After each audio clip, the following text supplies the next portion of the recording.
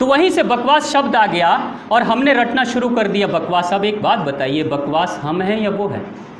हम तो धोते हैं, वो तो धोते भी नहीं।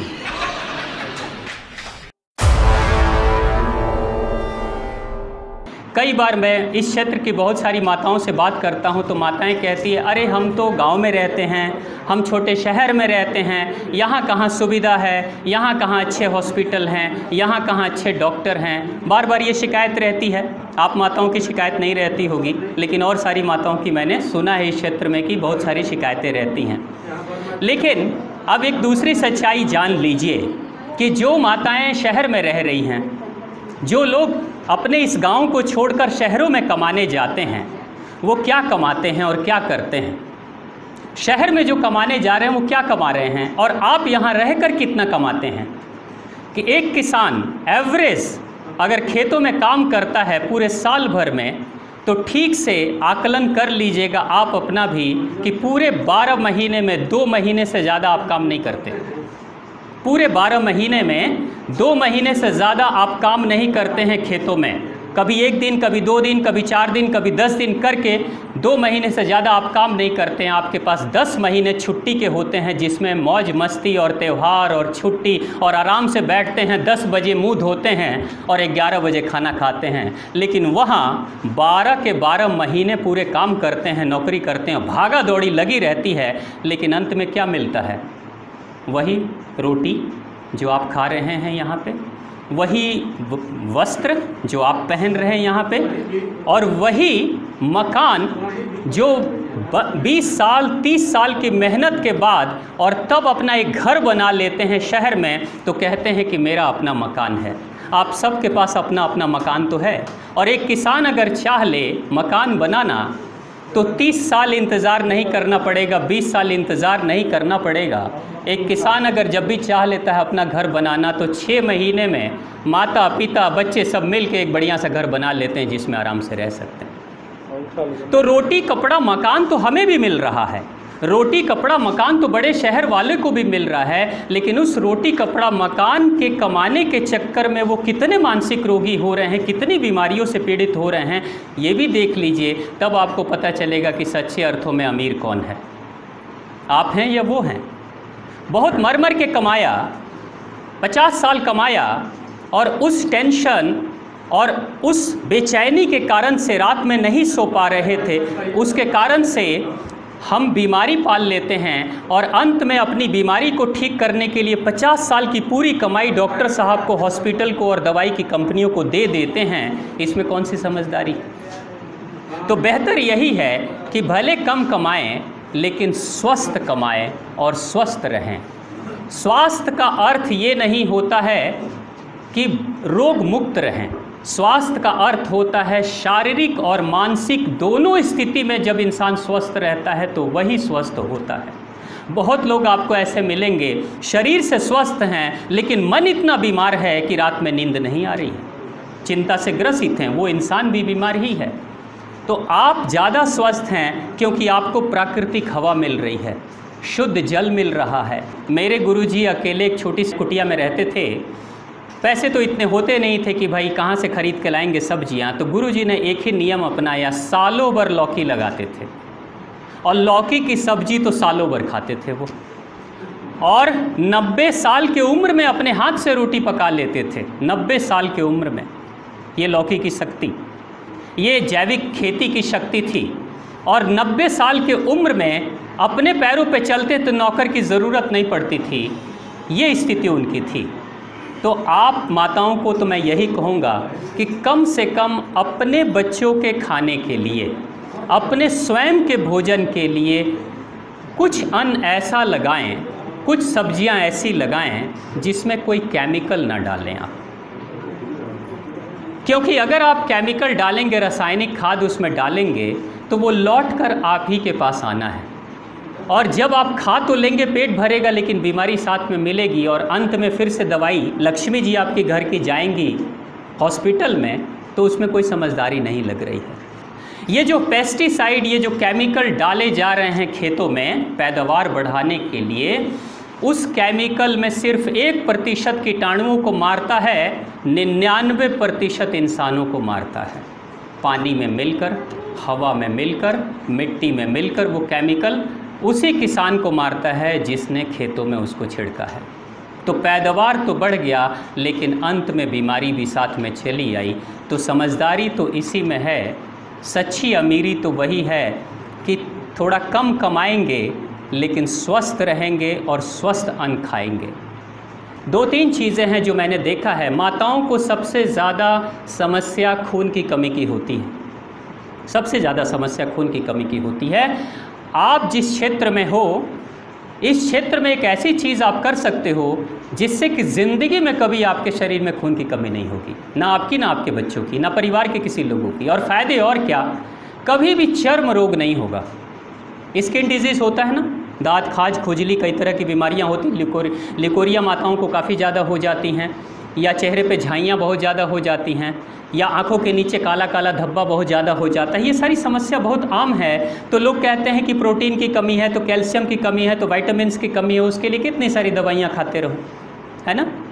और ये समस्याएँ विदेश के दूसरे देशों में जब ये होती हैं, तो मैं जब उनको बोलता हूँ आप वो करो, तो वो कहते हैं हमारे देश में ये हो ही नहीं सकता, क्योंकि हम उगा नहीं सकते। वो क्या चीज़ है, आपके घर के आगे पीछे जो ज़मीन होगी ना, थोड़े दूर अगर घेराबंदी हो जाए तो अच्छी बात है, या घेरा वाली ज़मीन हो तो बहुत अच्छी बात है, कम से कम बकरियां ना आए, कोई गाय ना आ जाए, कोई फसल नुकसान न करे। आप थोड़ी सी जगह जितना बड़ा ये डेस्क है इसका 2 गुना आप ले लीजिए, एक टेबल के साइज़ का ले लीजिए। इतनी मिट्टी को आप बढ़िया से तैयार करके रोज़ उसमें सिर्फ एक अंजलि, एक हाथ में जितना गेहूँ आ जाता है ना, उस गेहूँ को आप रात में भिगो के रखिए। गेहूं को पानी में भिगो के रख दीजिए, सुबह उस गेहूं को उस तैयार मिट्टी में डाल दीजिए थोड़ी दूर में, और उसमें पानी का छिड़काव कर दीजिए। रोज़ उस पर ध्यान रखिए, हल्का हल्का पानी का छिड़काव करेंगे, 8 से 10 दिन में वो गेहूं इतना बड़ा हो जाता है। 8 से 10 दिनों में उसकी फसल इतनी बड़ी जब हो जाएगी ना, तो जो ऊपर की पत्तियां हैं, जड़ को छोड़कर, जड़ों को नीचे उखाड़ लीजिए, पूरा जड़ को काट के तोड़ के आप फिर उसी मिट्टी में मिला दीजिए, क्योंकि जड़ें खाद का काम करती हैं। ऊपर की हरी पत्तियों को धो के बढ़िया से सिलवट पे पीस कर, नहीं तो चबा कर, उसको रोज़ खा लिया करिए, सुबह खाली पेट साफ करने के बाद। ज़िंदगी में कभी खून की कमी नहीं होगी, और नया खून बन जाता है। उसको अमेरिका के वैज्ञानिकों को पिलाया जाता है रोज़, नासा के वैज्ञानिकों को रोज़ पिलाया जाता है कम से कम 100 ग्राम से 200 ग्राम। ये कंपलसरी है, अनिवार्य है कि वैज्ञानिक रोज़ पिएंगे। वहाँ चाय कॉफ़ी नहीं पिएंगे, उसको व्हीट ग्रास बोलते हैं, उसको ग्रीन ब्लड बोलते हैं वहाँ पे, कि ग्रीन ब्लड पीते हैं। और वहाँ की एक वैज्ञानिक से मेरी बात हुई, अमेरिका के नासा से, तो वो मैंने पूछा कि ये आपने कहाँ से सीखा, तो अमेरिकन्स कहते हैं ये भारतीयों की किताबों में, आयुर्वेद की किताबों में लिखा हुआ है, इसलिए हमने ये अपनाना शुरू कर दिया। हमारी चीज़ दुनिया के दूसरे देश के लोग अपना रहे हैं, खुद स्वस्थ हो रहे हैं, अपना खून बढ़ा रहे हैं, और हम हैं कि चिंता में अपना खून जलाते जा रहे हैं। ये फ्री का सौदा है। कुछ दिन पहले की बात है, एक बहन जी रहती हैं लंदन में, भारत की रहने वाली हैं, लंदन में रहती हैं। उनका पेट ठीक से साफ़ नहीं हो पाता है, कब्ज़ की शिकायत है और बड़ी समस्याएं हैं। मैंने बहन जी को कहा कि बहन जी आप एक काम करो, आप पपीता सुबह में खाओ, पपीता सुबह में खाओ। तो बहन जी कहती है, स्वामी जी अगर मैं भारत में रहती तो पपीता खा लेती, लेकिन यहाँ संभव नहीं है पपीता खाना। मुझे लगा कि शायद लंदन में पपीता मिलता नहीं होगा। मैंने कहा बहन जी मिलता नहीं है क्या? तो कहती है मिलता है, लेकिन मैं खा नहीं सकती। क्यों? क्योंकि भारत के पैसे के अनुसार से 1000 रुपये में एक पपीता मिलता है। पैसा कमाने गए हैं ना लंदन, तो लंदन पैसा कमाने गए हैं, तो एक पपीता खाएंगे यानी भारत का 1000 रुपया दे देंगे, तो उससे अच्छा पपीता ना खाओ। आप पपीता खाते हैं ना? आप ज़्यादा अमीर हैं कि वो ज़्यादा अमीर है? आप अपने घर में पपीता तो लगा ही सकते हैं। ऐसी फसल है, ऐसा वृक्ष है, कुछ मांगता भी नहीं है और भर भर के देता है। आप खा सकते हैं। आपको पता है अमेरिका में, अमेरिका की हालत ऐसी है कि वहाँ किलो में सब्जियां नहीं खरीदी जाती है, किलो में फल नहीं खरीदा जाता है, पीस में खरीदा जाता है। एक सेव, एक संतरा, एक चीकू, ऐसे खरीदते हैं। आप यहाँ केजी में खरीदते हैं ना, और केजी में खरीदना तो दूर की बात है, आपके घर में भर भर के पड़ा हुआ है, लेकिन हरी चीज़ फिर भी आप नहीं खा पाते। जो चीज़ें उपलब्ध हैं उसको खाइए। भारत के लोगों को अक्सर दुनिया के कई लोग कहते हैं ये सब इंडियंस तो ऐसे ही हैं, मूर्ख हैं, इनको खाने का तरीका पता नहीं। एक अंग्रेज़ से मेरी बात हो रही थी, वो कहता है इंडियंस आर बकवास, ऐसे ही बोल दिया, भारत दिल्ली में आया था, इंडियंस आर बकवास। हमने how do you know this के इंडियंस आर बकवास? तो इनको they don't know how to eat, वो उनको नहीं पता है कि वो खाना कैसे खाते हैं, प्रॉपर डाइट क्या होती है। और कई बार उन अंग्रेज़ों की बातें सुनकर हम भारतीय पढ़े लिखे नौजवान भी ये बातें कहते हैं कि हमारे गांव के लोग तो बकवास हैं। क्या सच में बकवास हैं हम लोग? आपको लगता है? दिख गया ना कोरोना में कि बकवास कौन है। हम कम खाते हैं, हम गरीब हैं, लेकिन हम ज़्यादा स्वस्थ हैं, कोरोना ने हमको छू भी नहीं पाया, और जो बहुत अमीर हैं वो मरे जा रहे हैं। इटली, मिलान, अमेरिका, जापान, दूसरे देशों की हालत आप देख ही रहे हैं। लेकिन कई बार हम इन विदेशियों की बातें सुन सुनकर हम भी अपने भाई बंधुओं को कहना शुरू कर देते हैं कि हमारे लोग बकवास हैं। आपको पता है ये बकवास शब्द कब आया था? ये अंग्रेज़ों ने दिया था। अंग्रेज़ जब यहाँ थे तो एक बड़ी विचित्र घटना घटी। अंग्रेज़ का अधिकारी रोज़ इंडियंस को, भारतीयों को देखता था, लोटा हाथ में लेकर सुबह सुबह निकल जाते हैं। रोज़ सुबह देखता था अंग्रेज़ अधिकारी की लोटा हाथ में लेकर ये सवेरे सवेरे जाते हैं, तो वो आश्चर्यचकित था। अंग्रेज़ बुलाता है अपने भारतीय अधिकारी को और कहता है what this Indian people do, ये भारतीय लोग क्या करते हैं, रोज़ रोज़ वो लोटा लेकर कहाँ जाते हैं, ज़रा पता करो।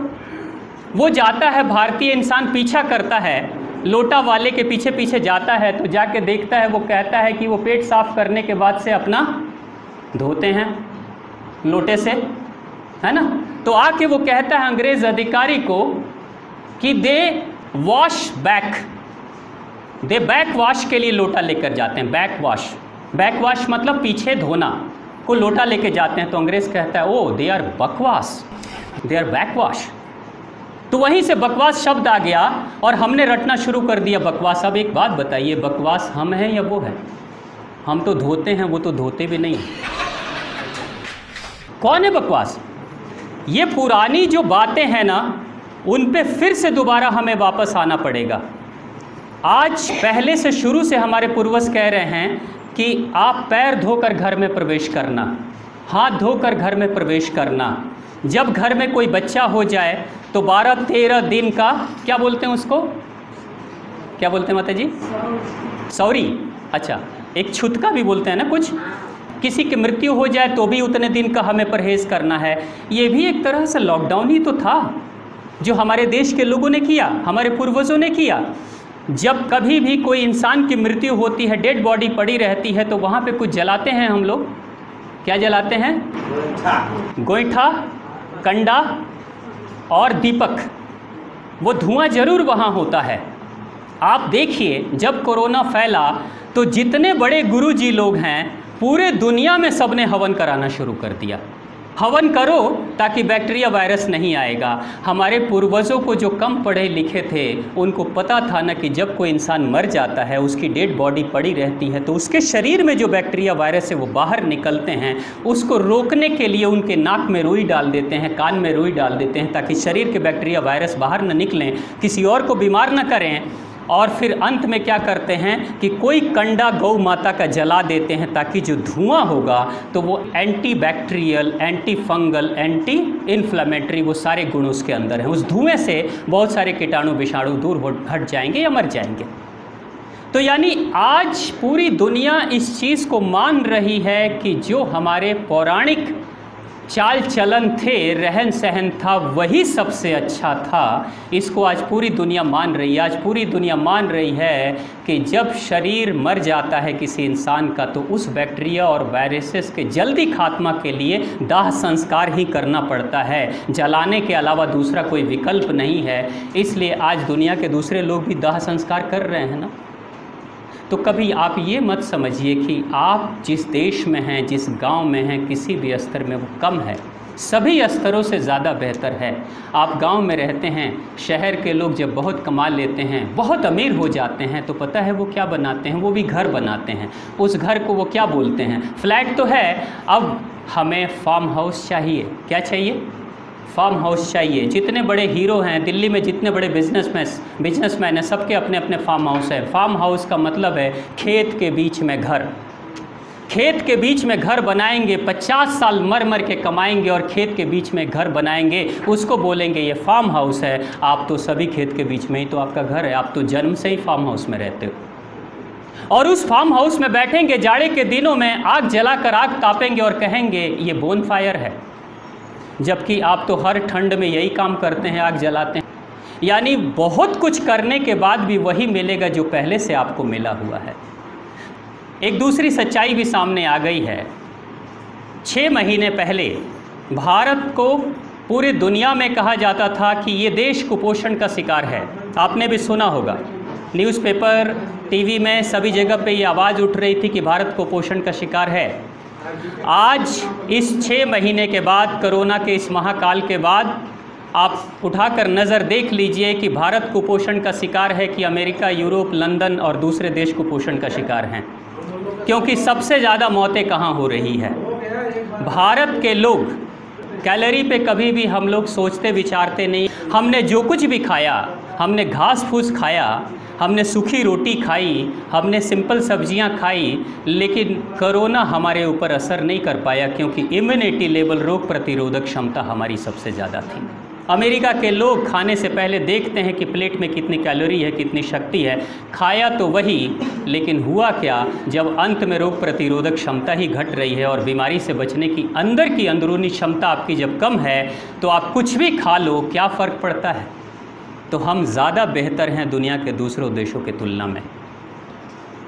दूसरी एक और चीज़ आपके सामने ज्वलंत मुद्दा है भारत में सबसे ज़्यादा पोषण पे ध्यान देने वाले कुछ खास वर्ग के लोग होते हैं जो सुबह के नाश्ते में क्या खाएंगे, दोपहर के खाने में क्या खाएंगे, शाम के नाश्ते में क्या खाएंगे, रात में क्या खाएंगे, क्या पिएंगे, कब सोएंगे, कब जगेंगे।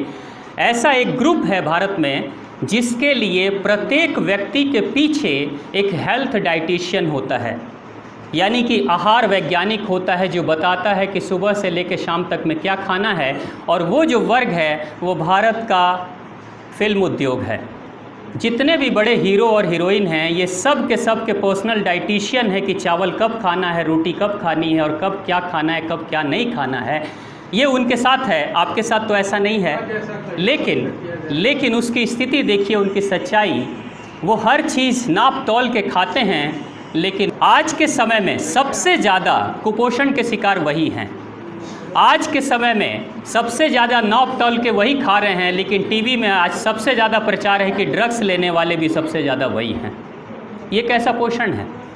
एक तरफ अच्छा देखते हैं कि प्लेट स्वस्थ होना चाहिए, दूसरे तरफ जब दारू शराब और ड्रग्स पीते समय आपको अपने पोषण का ख्याल नहीं रहता। पोषण का अर्थ कहाँ होता है?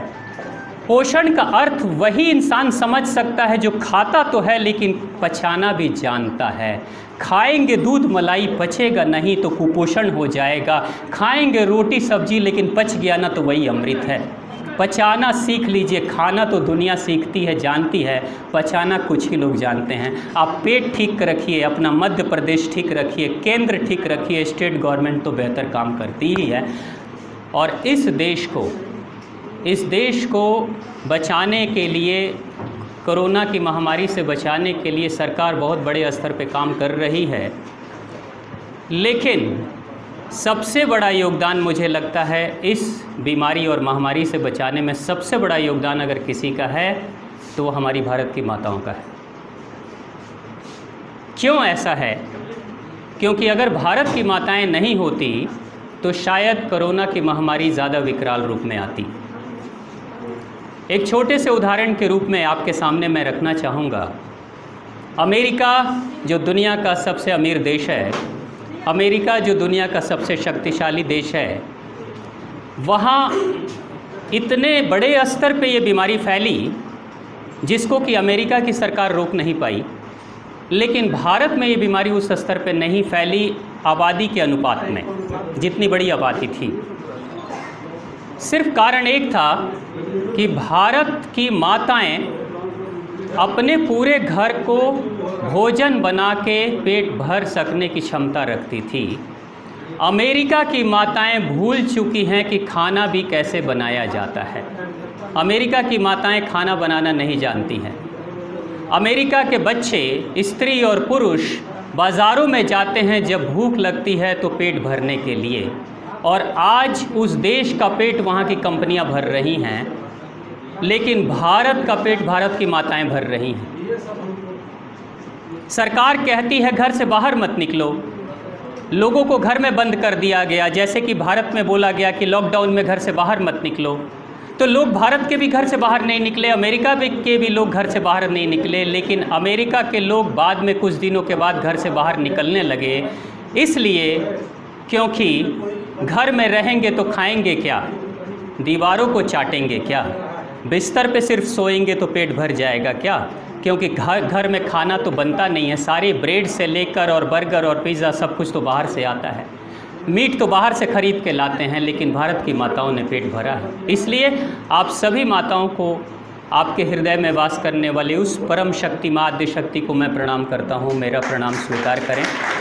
आपके कारण से हमारा देश बच गया है। जिस भी परिवार को अगर सुरक्षित रखना है तो ये पुरुषों की जिम्मेदारी कम होती है, माताओं की जिम्मेदारियाँ ज़्यादा होती है। जिस घर के पुरुष पढ़े लिखे होते हैं वो अकेले पढ़े लिखे होते हैं, लेकिन जिस घर की माताएं पढ़ी लिखी होती हैं वो पूरा ख़ानदान पढ़ा लिखा हो जाता है। तो हम सब की, और मुझे लगता है कि सभी वैज्ञानिकों की ये बहुत बड़ी जिम्मेदारी है। उस जिम्मेदारी को बखूबी निभा रहे हैं हमारे वैज्ञानिक कि हमारी माताओं के पोषण के लिए हम क्या बेहतर कर सकते हैं। हमारे जो पिता तुल्य पुरुष हैं उनके पोषण के लिए, किसानों के लिए हम क्या बेहतर कर सकते हैं। और कृषि के सभी वैज्ञानिकों ने हमें मौका दिया, आपने इतने धैर्य से मुझे सुना, इसके लिए आप सभी को मैं प्रणाम करता हूँ। मेरा प्रणाम स्वीकार।